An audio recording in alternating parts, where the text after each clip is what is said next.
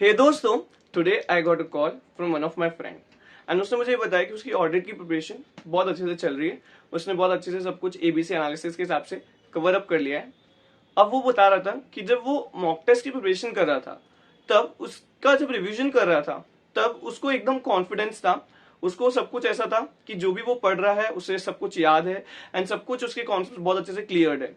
और जब वो मॉक टेस्ट लिखने के लिए वो 3 आवर्स बैठता है, तब उसे रियलिटी पता चलती है। उसे समझ में आता है कि कहाँ पे वो लैग कर रहा है, कहाँ पे वो मिस्टेक्स कर रहा है। सो इसीलिए मैं आपको बार बार ये बोलता हूँ कि आप भी मॉक टेस्ट दीजिए, एक बार कम से कम एक बार लिखिए, ताकि आपको पता चले कि क्या मिस्टेक्स जो है वो आप कर रहे हैं, क्योंकि सबकी प्रॉब्लम्स अलग अलग हो सकती है। अभी जैसे देखिए इसकी क्या प्रॉब्लम थी।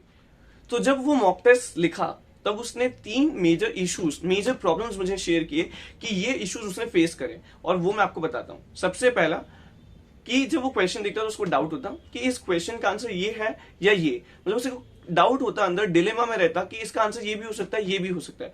सेकंड, उसे ये होता कि जब वो क्वेश्चन देखता तो उसको ऐसा लगता है क्वेश्चन कहां से उठा के दे, एकदम नया सा क्वेश्चन, कैसे लिखूंगा मैं इसको।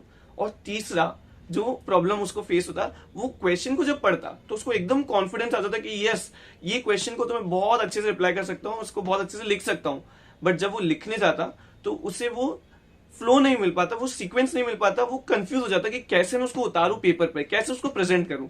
अल्टीमेटली तो आपको क्वेश्चन को पेपर पे जब तक उतारोगे नहीं, प्रेजेंट नहीं करोगे, तब तक तो कुछ भी नहीं होने वाला है। तो ये 3 इश्यूज वो फेस करता। अब इस चीज को कैसे सॉल्व कर सकते हैं, इसका सिंपल सा आंसर ये है कि आप आईसीएआई मॉड्यूल को रेफर करें, आईसीएआई मॉड्यूल से स्टडी करें, ताकि आपको ये इश्यूज फेस करना ही ना पड़े। अभी इसका कारण क्यों है ये मैं आपको बताता हूं कि जब हम लोग आईसीएआई मॉड्यूल में पढ़ते हैं तो कुछ टॉपिक्स होते हैं जिसमें 4 से 5 पॉइंट्स होते हैं या 6-7 पॉइंट्स होते हैं। उस पॉइंट्स के ऊपर एक पैराग्राफ लिखा हुआ रहता है। अभी हम जब पेपर में जाते हैं एग्जाम्स में, तो हम किसका आंसर करते हैं? क्वेश्चन का। अब वो क्वेश्चन बनता कहां से?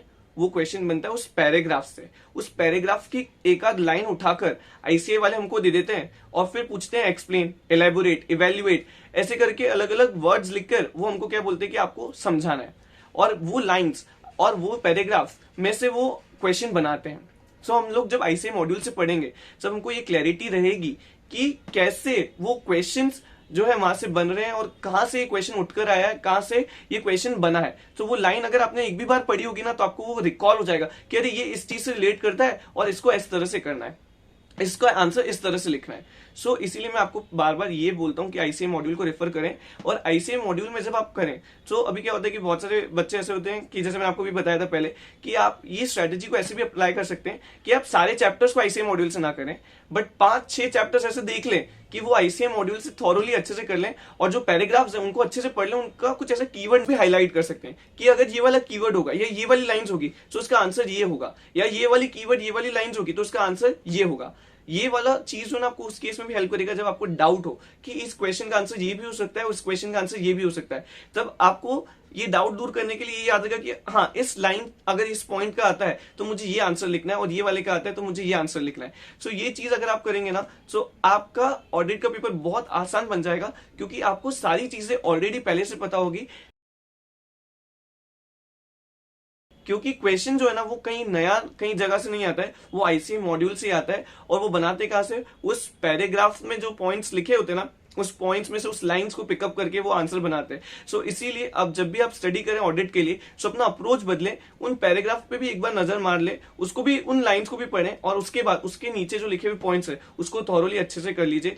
तो आप बहुत अच्छे से ऑडिट का पेपर लिख पाएंगे एंड प्रेजेंट कर पाएंगे। सो इसी के साथ अगली वीडियो में मिलते हैं। तब तक के लिए आपको बहुत सारा ऑल द बेस्ट, बहुत अच्छे से पढ़ते रहिए। Yes you can do it, yes you can do it, and you